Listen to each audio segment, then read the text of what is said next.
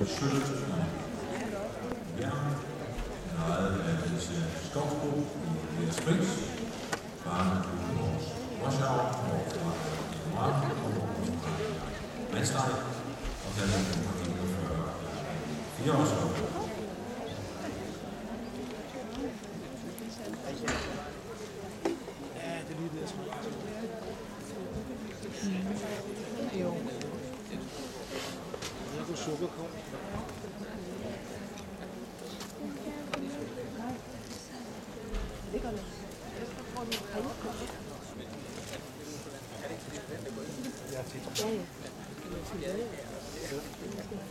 Ja, det er til at gå efter hånden og så tager vi.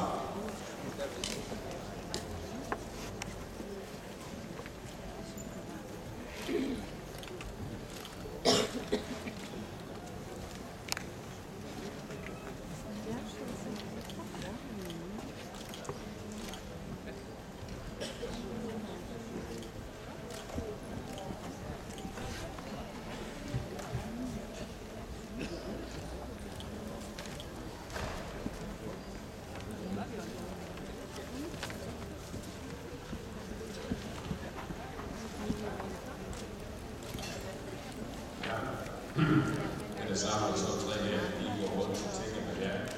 Og er det dejligt, at du skulle dømme og være kommentator for sådan 3 skønne heste her, og i det hele taget til sådan nogle vel gående og vel trænede heste her. Der er ikke noget af at være som dommer eller kommentator for den sags skyld, der skal sidde og prøve at være, som man helst vil være, positiv og alle de der ting for heste, som har store problemer der, og jeg synes, det er lidt ubehageligt til folk, eller om det måtte være, det der, det er jo ikke særlig godt. Ja, vi slet ikke, at nogen af dem bliver set i dag, der kommer vi så synes, at det bliver underligt. Jeg kan komme skråt igennem dernede fra. På den anden side, som jeg sagde fra starten af, så er man også nødt til at være ærlig, hvis vi kommer længere med for sammen. Det er det samme, der er ikke for bedre. Hvis ikke man påpeger et sted, hvor det skal blive bedre til at træde deres heste. Her har vi jo virkelig også en opgave, også på ridderne. Det er, at en ting er, at vi kan aflevere så dejlige heste, men de skal jo altså også håndteres rigtigt. Der er nogen, der kan stå bag ved alle de rytter og unge mennesker, der skal uddanne heste. Altså nytter det så lidt. Det er den der med skønselance og hoved og erfaring. Og rigtig dejligt at det her. Rigtig dejligt at det her.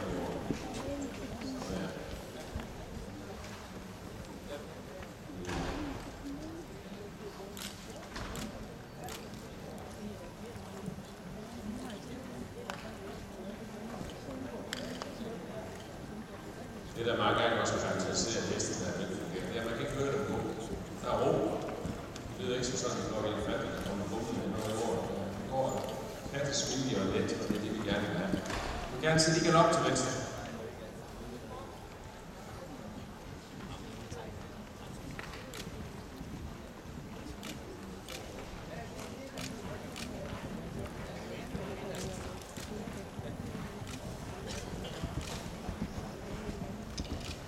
Husk på, jeg har 3 her. Jeg har 3 heste med stor galop. Lad det få lov at gå i lidt tempo. Rundt på gule spor.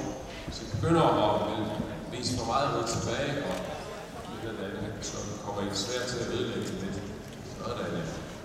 Den får lov at have lidt luft til at springe igen. Men det er jo ikke kun spørgsmål, om de skal op i tempo. De skal jo stille og roligt engageres bagfra hest. Det er jo det der med at tage grebet bag, at de skal hjælpes til det siden. Sådan er det. Eller animeres til det. Dem her skal simpelthen ikke hjælpes til, de har. De skal alligevel bygges lidt på. Sådan.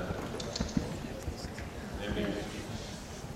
Sådan. Kan man mærke, hver eneste galopspil, når man sidder deroppe, er der et behov for lige at skubbe lidt mere på. Snart takten begynder at lidt udklare, begynder at trække op i nakken eller et eller andet. Lige skubbe lidt på den og hjælpe den sammen.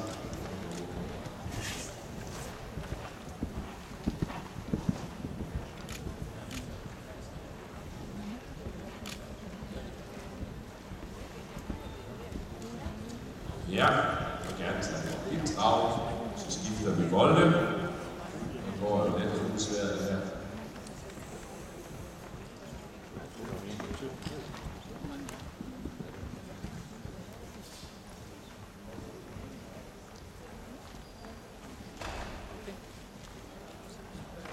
kommer galop igen.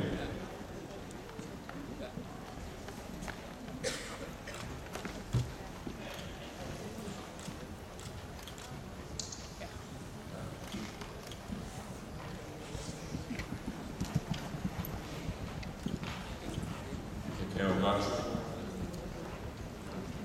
følge lidt på det, jeg snakker om i, for dem, der hørte det til EM. Men der er også noget med opstilling, når man ved. Det er jo ikke bare for sjov skyld, og det er ikke bare fordi, der er nogen, der har fået en eller anden idé. Specielt når man ved, at på unge heste, så er det vigtigt, at man har en god, følsom hånd. En hest, den skal jo have lavet i sin mund.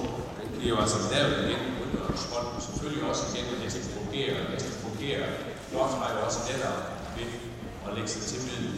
Det nytter ikke noget, at man sidder med nogle flade overhænder og nogle strappe tøjler og stive albuer, hvis man skal få en hest til at have lyst til at gå hen til midlet. Jeg sagde ikke det her, fordi jeg synes, jeg fik anledning til det af nogen, men jeg tænker tit på det. Ikke så mærkeligt, at der er nogle af hestene, der retter, der trækker tungen lidt op og slår lidt på hovedet, så tænker når man ser, hvordan mange af dem rundt med nogle stive arme har lidt forståelse for, hvor vigtigt det egentlig er. Det er egentlig så let, at mens sin hænder op på højkanten og være lidt ud i hånden, fordi vi skal efter hjernen, hvis bare man husker det. Ja, du må gerne tage op travlen. Hold dem i travlen. Vigtigt, at de lige finder balancen. Sådan ja, og overgang til skridt. Lad den søge frem. Det kan være fint nok at sætte sig ned og skubbe den med frem i de sidste skridt, så den skubbes ned til hånden her. Så.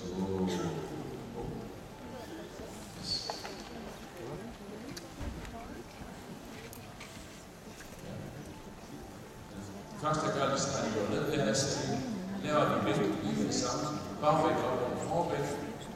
Det gør vi det samme. Sådan her. Giver vi lidt tøjler. Så.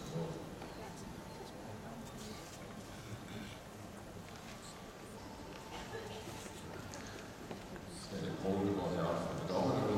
Sulter dejligt i næste skridt. Det er rigtig godt over. Fuldstændig klar i takt. Husk at språtte igen, tror jeg. Husk at språtte igen. Sådan. Så er det ikke sådan. Sådan, ja. Det er fantastisk dejligt skridt. Ja. Og det gælder for bøger også. Tak først i orden.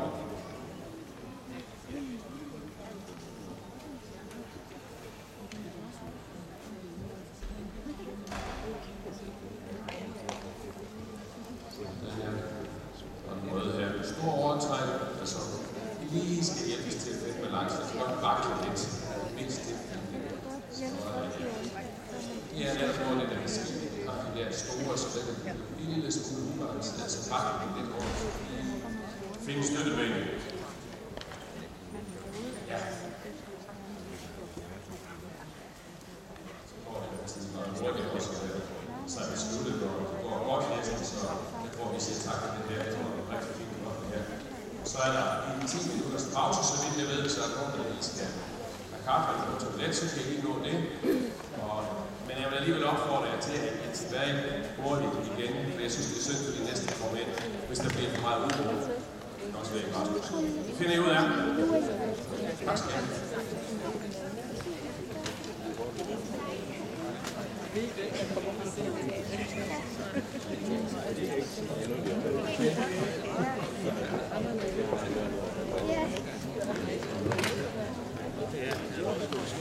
Ja.